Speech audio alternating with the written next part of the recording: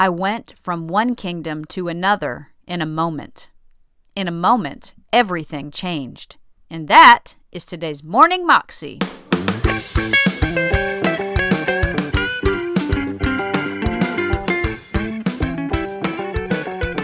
Welcome to the Morning Moxie Show. I am your host, Alicia Sharp, and today is Testimony Tuesday.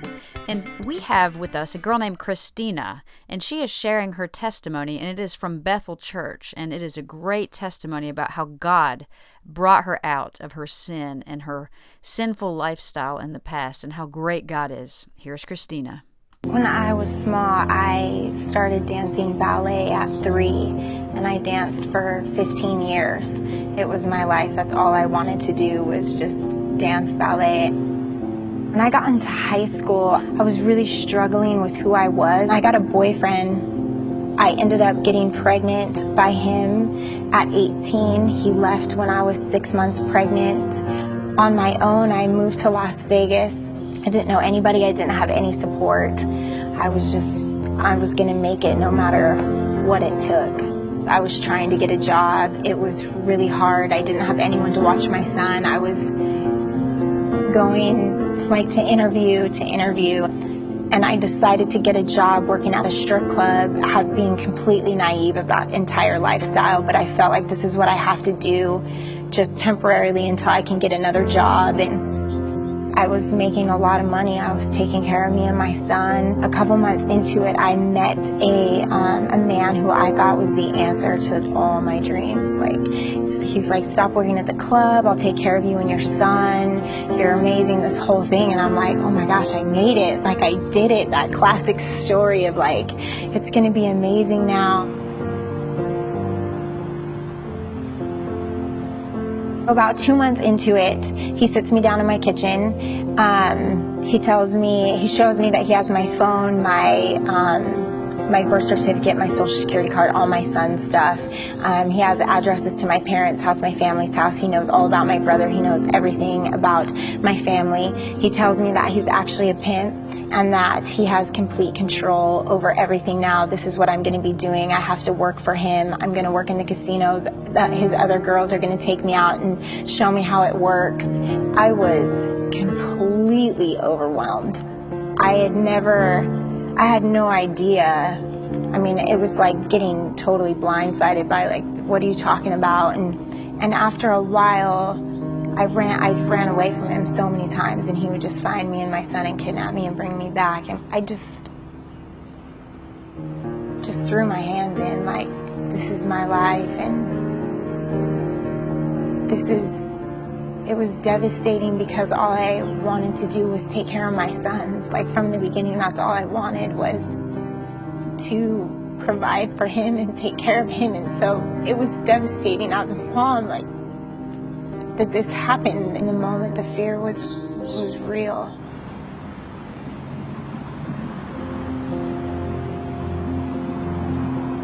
So another thing that his family was involved in for a long time was identity theft and fraud and stolen credit cards, all that kind of crime. They decided to start doing that again, and it was the same kind of thing. This is what we're doing. You're going in these stores. It was the same threats. I had no choice again. So we were in St. Louis, and we went around all day going to the different stores. We went back to the hotel room at night.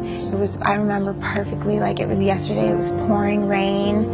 I forgot something in the car.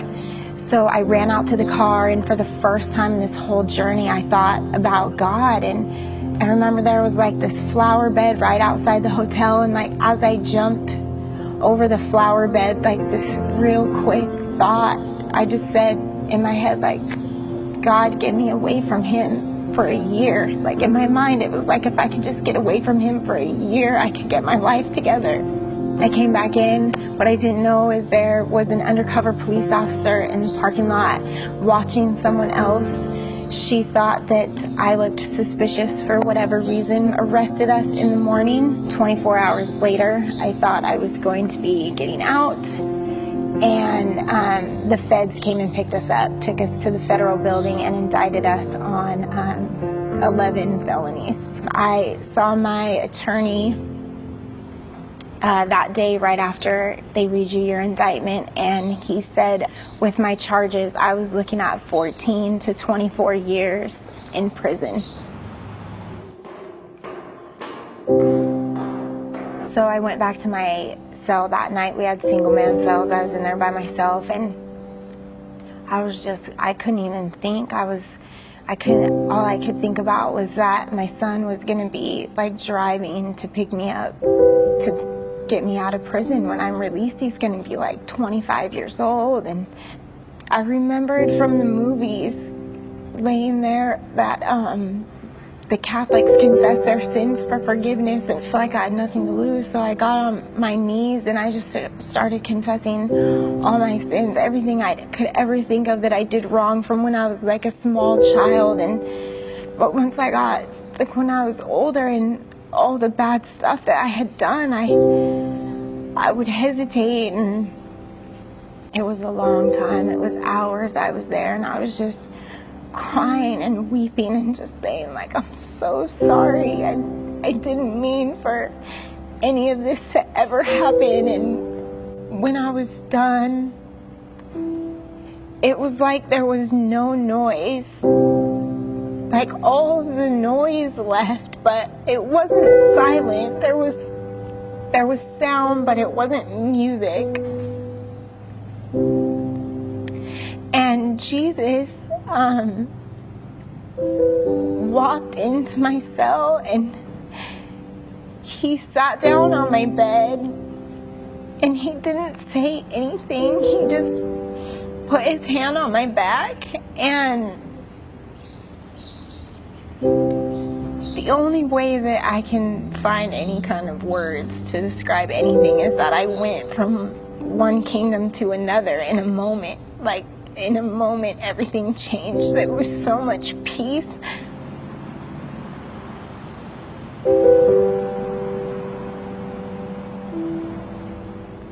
I just remember waking up in the morning and all I could think about was God.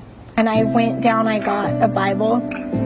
One of the girls told me to start reading in the New Testament. I'm like, all right, so I start in the New Testament. I start reading. I'm like, I'm hooked though. Like, I cannot stop reading. And I start reading through Matthew. And I get to Mark and I'm reading, and it's like the same thing. So I'm a little like, what's going on? And I read through Mark and I get to Luke and it's the same story again. I'm like, what's going on? So I thought that the prison got misprinted Bibles. So I put the Bible back thinking that it was misprinted. And I got another one that said the words of Jesus are in red. So I thought that one would be good. But then I noticed that the book is like this big and the red letters, the section is like this big. And I thought, well, that's strange. Everybody talks about Jesus. He didn't have a whole lot to say. And so I just decided to start on page 1, and I was completely hooked. I just read everything I read, I believed. So when it was like, you're wonderfully, beautifully made, I didn't ever question that. It was like, oh, sweet, I'm totally beautiful to God. I never questioned anything. I never needed like an explanation. It was never like, yeah, but what about this? It was like, this is what it says, and this is it. So the DA offered me 24 months if I took a plea agreement. So I got out of prison. 4 days later, I started working at my grandparents' restaurant. My husband, my now husband, was the chef at the restaurant. And so I met him 4 days after I got out. It was immediate connection right away. And so we started dating. We were married 6 months later. I was, 2 months after that, I was pregnant with our first daughter. He got a job offer from a friend in Redding. We'd never been here before. We came 2 days later, looked at Redding. He took the job. We moved 2 weeks later with no plan. About a year after we got here, I started hearing a lot about trafficking, and I was like, nope. Like every time I turned around, it was like trafficking, and I was like, no, I'm good.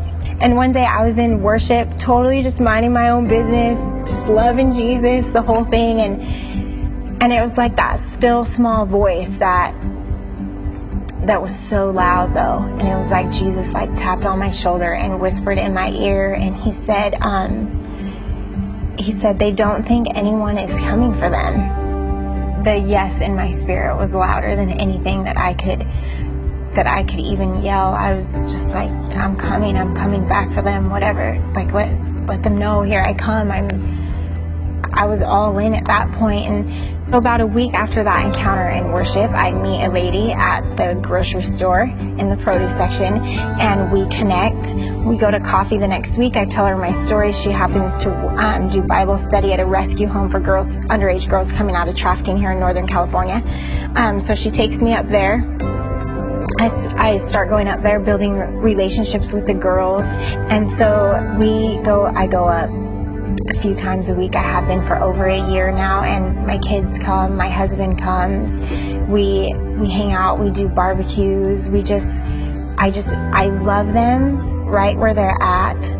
And I talk about Jesus a lot, but I also just love them and believe that love never fails, and it's completely transforming their lives.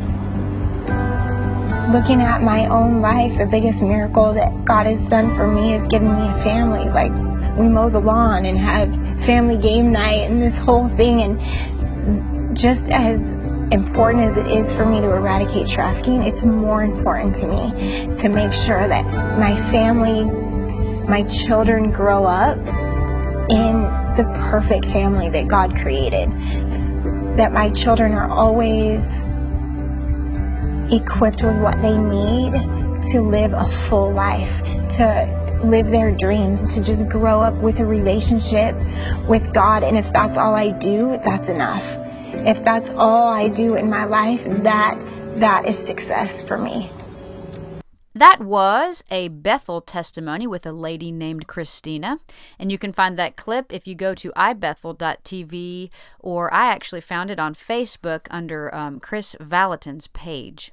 So that is all I have for you today. I hope you were encouraged that God is so faithful and He can change anything in your life in an instant if you just believe. He is so good. Have a great day. I'll see you tomorrow. God bless.